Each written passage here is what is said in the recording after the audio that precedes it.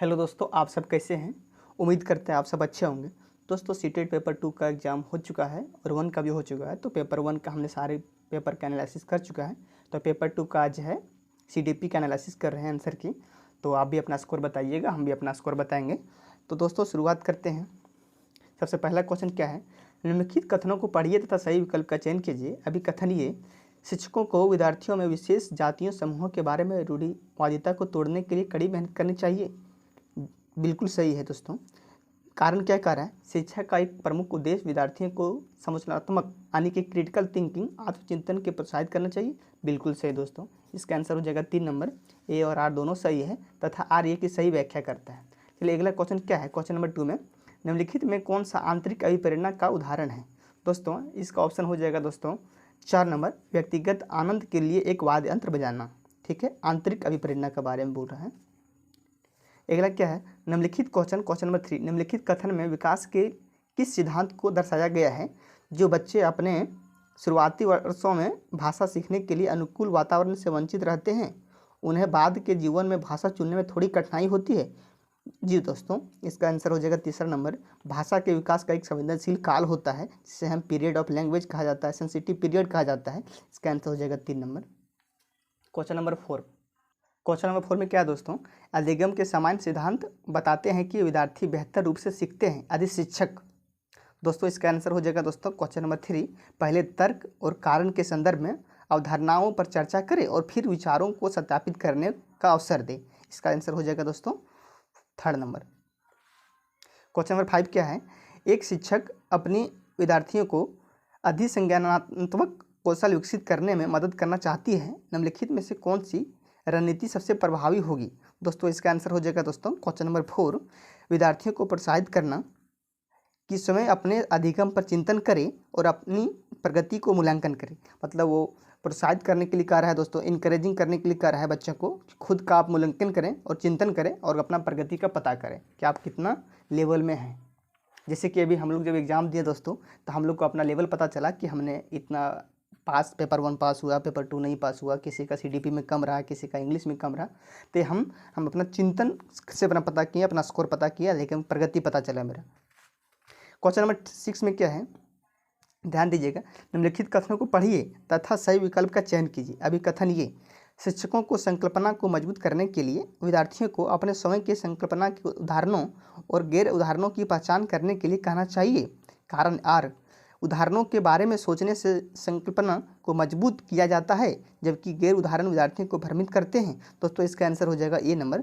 ये बिल्कुल सही है लेकिन बी गलत है दोस्तों। ठीक है, इसका आंसर हो जाएगा ए नंबर। क्वेश्चन नंबर 7 में क्या है, ये ध्यान देते हैं।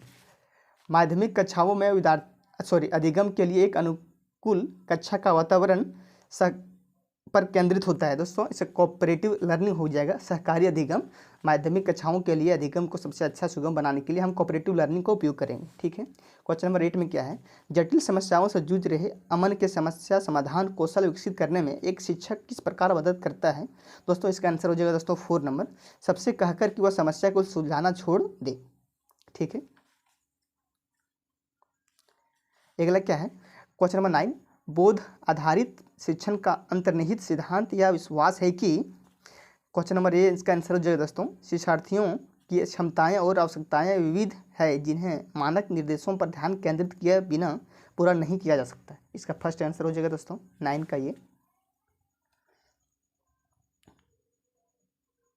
सॉरी दोस्तों, इसका आंसर फर्स्ट नहीं होगा, इसका आंसर सेकंड होगा। अब ध्यान दीजिएगा, ऐसा करने के लिए एक सुविधाजनक वातावरण प्रदान किए जाने पर शिक्षार्थी ज्ञान का निर्माण कर सकते हैं। इसका आंसर हो जाएगा दोस्तों सेकंड नंबर हो जाएगा। ठीक है, क्वेश्चन नंबर 10 में क्या है, 1 नहीं होगा इसका आंसर। वह विद्यार्थी जो पठन विकल्प से जूझ रहे हैं को पढ़ना सिखाया जा सकता है। इसका दोस्तों हो जाएगा दोस्तों क्वेश्चन नंबर 3, प्रणालीगत ध्यानात्मक प्रशिक्षण के माध्यम से। ठीक है, क्वेश्चन नंबर 11 क्या है, ध्यान दीजिएगा,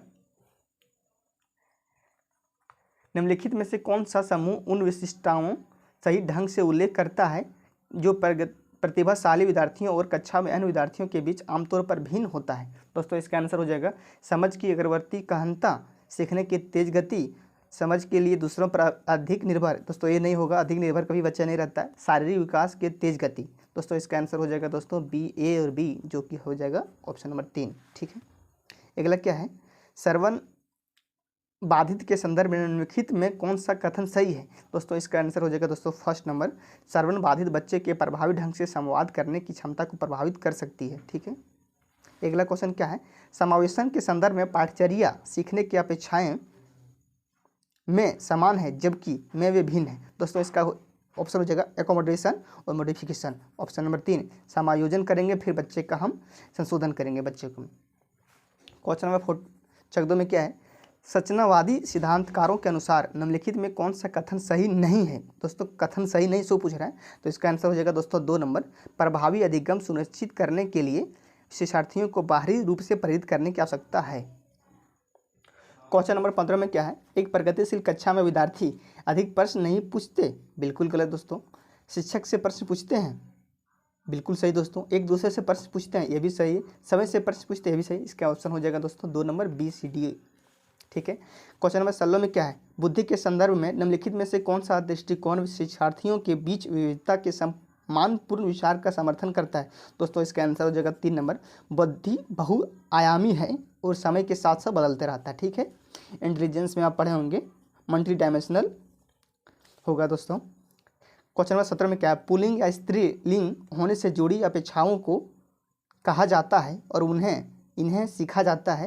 ये दोस्तों फर्स्ट इसका आंसर हो जाएगा जेंडर भूमिकाएं बाल्यावस्था की सभी अवस्थाओं से लेकर वयस्कता में भी है। ठीक है, एडल्टहुड तक है दोस्तों। इसका आंसर हो जाएगा फर्स्ट नंबर 17 का।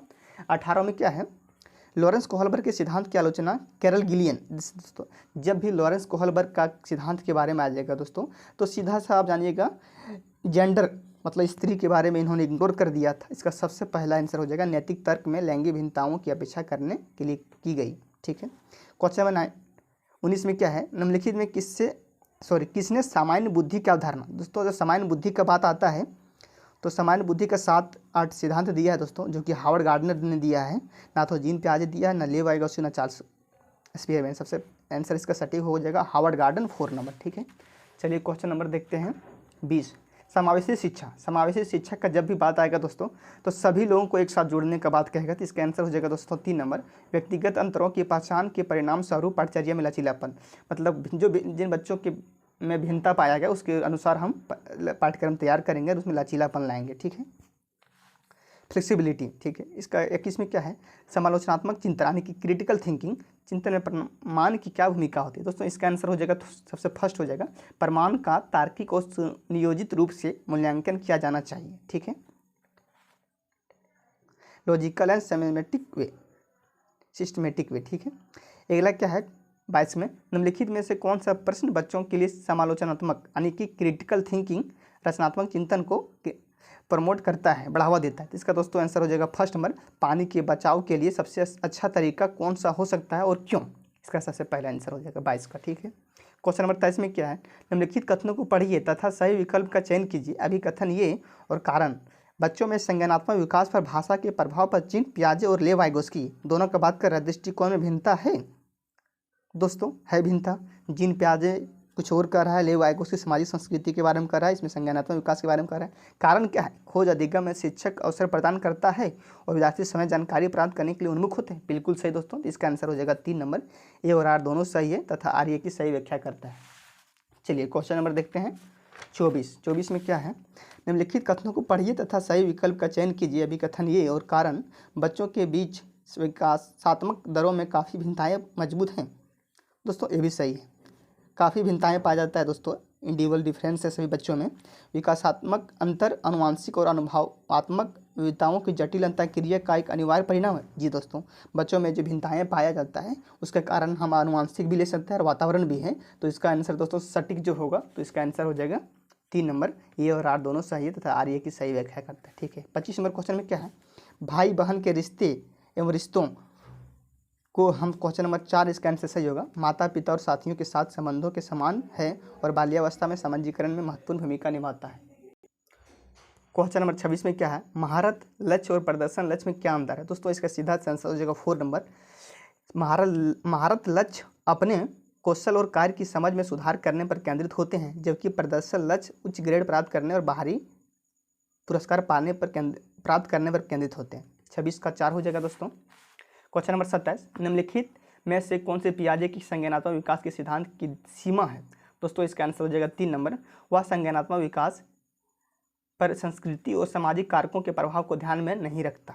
ठीक है, क्वेश्चन नंबर 27 का हो जाएगा 3। क्वेश्चन नंबर, अच्छा दोस्तों ये आंसर की है दोस्तों, जो कि हमने जो भी तो बताया सारा आंसर सही है, वही आपका ऑप्शन में टिक किया हुआ है। पियाजे के अनुसार गुणात्मक रूप से 4 विभिन्न अवस्थाएं हैं। दोस्तों इसका आंसर हो जाएगा 3 नंबर, बच्चों के विकास के सार्वभौमिक पैटर्नों का प्रतिनिधित्व करती है। ठीक है, represent universal patterns of development of children, तीसरा हो जाएगा इसका आंसर। 29 नंबर क्या है? लेव वाइगोस्की का मानना था कि विकास सीधे सामाजिक संपर्क के परिणाम से होता है, क्योंकि लेव वाइगोस्की ने जो सिद्धांत दिया दोस्तों वो सामाजिक संरचना सिद्धांत दिया है, मतलब समाज से अंतःक्रिया करके बच्चे सीखते हैं, वो लेव वाइगोस्की का सिद्धांत कहा गया है। 30 नंबर में क्या है? निम्नलिखित कथनों को पढ़िए तथा सही विकल्प का चयन कीजिए। अभिकथन ये, प्रत्येक वर्ष लता जो एक कक्षा 7 की शिक्षिका है, उनके क्षेत्रों में कैरियर पर चर्चा करने के लिए एक महिला गणित प्रोफेसर और एक पुरुष नर्स को अपनी कक्षा में आमंत्रित करता है। दोस्तों ये जो कह रहा है कि जेंडर के बारे में कह रहा है। ठीक है, जेंडर अंतर जन्मजात है और समाज के माध्यम से अधिग्रहित नहीं है। दोस्तों जेंडर जो है कभी भी जन्मजात नहीं है, वो हमें अपने धारणाओं से बना दिए हैं, लड़का लड़की में डिफरेंस। तो इसका आंसर हो जाएगा दोस्तों फर्स्ट नंबर। सॉरी दोस्तों, आपका कितना इसमें सही है दोस्तों आप कमेंट बॉक्स में जरूर बताइएगा। मेरा इसमें 25 सही है दोस्तों, 5 क्वेश्चन हमने गलत किया है। लेकिन दोस्तों जब तक आपका कोई ऑफिशियल आंसर की आ नहीं जाता है तब तक आप इस क्वेश्चन को आप गलत ना माने। कोई भी टीचर अगर बता रहा है तो कुछ क्वेश्चन में अगर डाउट है तो टीचर को भी उसका डाउट है, क्योंकि वो सीटेड नहीं मानता है टीचर का। आप देखेंगे कि 2-3 नंबर आपका 1-2 नंबर जरूर आपका जो टीचर बताया हुआ है, कोई भी टीचर, उसमें आपको देखने को मिलेगा। तो भी अपना कमेंट बॉक्स में जरूर नंबर बताएं। लेकिन दोस्तों अब देखा गया कि लेव वाइगोस्की, कोहलबर्ग, लॉरेंस कोहलबर्ग और हार्वर्ड गार्डन का आपका समावेशी शिक्षा का भी बहुत ज़्यादा वेटेज रहा है इसमें। तो जिन लोगों का नहीं हुआ दोस्तों वो लोग हताश होने का ज़रूरत नहीं है, फिर से दिसंबर में फॉर्म आ जाएगा दोस्तों, तो उसके लिए टेंशन नहीं लीजिए, बहुत जल्द, और आप अच्छे तरीके से तैयारी कर सकते हैं। इसका हम अच्छे तरीके से आपको हम प्रोवाइड करवा देंगे। धन्यवाद।